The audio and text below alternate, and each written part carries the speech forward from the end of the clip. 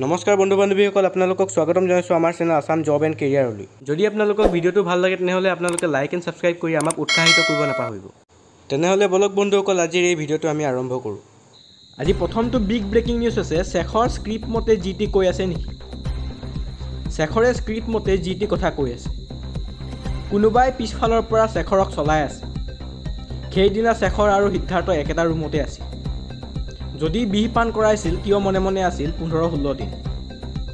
জুবিনৰ পানীৰ নামাৰ আচল ভিডিঅ'বোৰ কিয় দিয়া নাই? কিয় টুকুৰা টুকুৰকৈ পঠিয়াই থকা হৈছিল জুবিনৰ ভিডিঅ'বোৰ? মুঠতে নিজৰ এনজয়মেণ্টৰ কাৰণে জুবিনক শেষ কৰি দিলে। CIDত শেখৰে দিয়া স্বীকাৰোক্তিক লৈ জুবিনৰ সহশিল্পীৰ বিস্ফোৰণ। সহশিল্পী প্ৰাৰ্থ প্ৰতিম গোস্বামীয়ে উদঙালে শেখৰৰ স্বৰূপ। সেইদিনা শেখৰ আৰু সিদ্ধাৰ্থ একেটা ৰুমতে আছিল। বন্ধুসকল, আজি দ্বিতীয়টো গুৰুত্বপূৰ্ণ খবৰ হৈছে ইয়টত থকা প্ৰৱাসী অসমীয়া ৱাজিদ আহমেদৰ মাতৃৰ দাবী।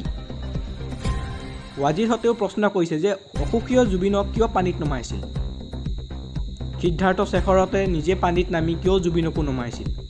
জুবিন আমাৰ হিয়াৰ আমাঠু, জুবিন ন্যায় পাবই লাগিব। ছিংগাপুৰৰ অসম এছ'চিয়েশ্যনৰ সদস্যসকলেও বেয়া পাইছে। কিয় সিদ্ধাৰ্থহঁতে বাধা নিদিলে জুবিনক? তদন্তত সম্পূৰ্ণ সহযোগ কৰিব ৱাজিদহঁতে। জুবিন গাৰ্গ পৃথিৱীৰ প্ৰিয়, তদন্ত মোৰ ল'ৰাই সহযোগ কৰিব। মন্তব্য জুবিনৰ লগত ইয়টত থকা নলবাৰীৰ ৱাজিদ আহমেদৰ পিতৃ মাতৃ। ৱাজিদহঁতেও প্ৰশ্ন কৰিছে যে অসুখীয় জুবিনক কিয় পানীত নমাইছিল? সিদ্ধাৰ্থ শেখৰহঁতে নিজে পানীত নামি কিয় জুবিনকো নমাইছিল? বন্ধুসকল, আজি তৃতীয়টো গুৰুত্বপূৰ্ণ খবৰ হৈছে CIDৰ অফিচত গৈ ভাত দি থকা শ্যাম কানুৰ পত্নী কিয় তদন্তলৈ অহা নাই? শ্যাম কানুৰ পত্নী অনিতা ডেকা সেইদিনা উপস্থিত আছিল ছিংগাপুৰত। কিন্তু বৰ্তমান পৰ্যন্ত CIDৰ তদন্তৰ আওতালৈ অহা নাই অনিতা ডেকা। শ্যাম কানুৰ পত্নীক সন্দৰ্ভত এইবাৰ অখিল গগৈ বিস্ফোৰণ। SITৰ জেৰা সন্দৰ্ভত শ্যাম কানুৰ পত্নীক তদন্তলৈ অনাৰ দাবী অখিলৰ। CIDৰ অফিচত গৈ ভাত দি থকা শ্যাম কানুৰ পত্নী কিয় তদন্তলৈ অহা নাই? শ্যাম কানুৰ পত্নী অনিতা ডেকাও সেইদিনা উপস্থিত আছিল ছিংগাপুৰত। কিন্তু বৰ্তমান পৰ্যন্ত CIDৰ তদন্তত আওতালৈ অহা নাই অনিতা ডেকা। শ্যাম কানুৰ পত্নীক সন্দৰ্ভত এইবাৰ অখিল গগৈ বিস্ফোৰণ। SITৰ জেৰা সন্দৰ্ভত শ্যাম কানুৰ পত্নীক তদন্তলৈ অনাৰ দাবী অখিলৰ। বন্ধুসকল, তাৰ পাছৰ বিগ ব্ৰেকিং নিউজ হৈছে বুলডোজাৰ ন্যায় হ'ব নোৱাৰে। চৰকাৰে একেলগে ন্যায়াধীশ, বিচাৰক, জল্লাদৰ ভূমিকা ল'ব নোৱাৰে। দেশ বুলডোজাৰ ওপৰত নহয়, আইনৰ ওপৰতহে নিৰ্ভৰশীল। চৰকাৰে একেলগে ন্যায়াধীশ, বিচাৰক, জল্লাদৰ ভূমিকা ল'ব নোৱাৰে। দেশৰ ন্যায় ব্যৱস্থা কেতিয়াও বুলডোজাৰৰ ওপৰত নিৰ্ভৰশীল নহয়। দেশৰ ন্যায় সংবিধান আৰু আইনৰ শাসনৰ দ্বাৰা পৰিচালিত। চৰকাৰৰ বুলডোজাৰ নীতিক লৈ ডাঙৰ মন্তব্য মুখ্য ন্যায়াধীশ BR গাইভাৰৰ।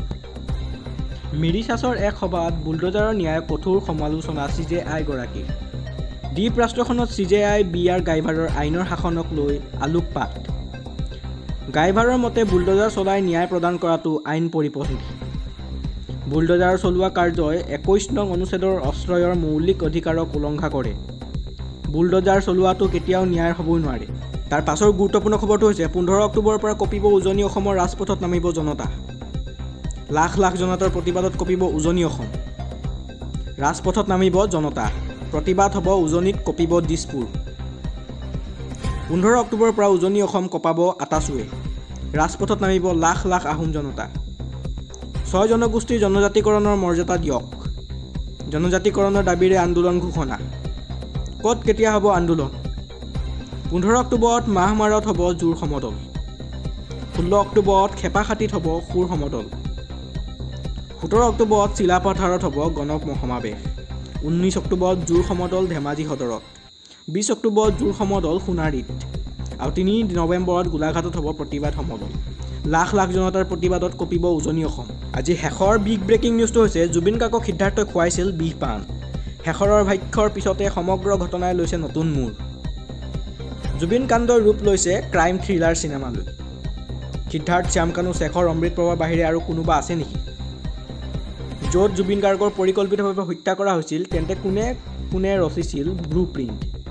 ছিংগাপুৰলৈ নি জুবিন গাৰ্গৰ সৈতে এনে কাণ্ড কৰাটো সিদ্ধাৰ্থ, শ্যাম কানুৰ বাবে নিশ্চয় সহজ নহয়।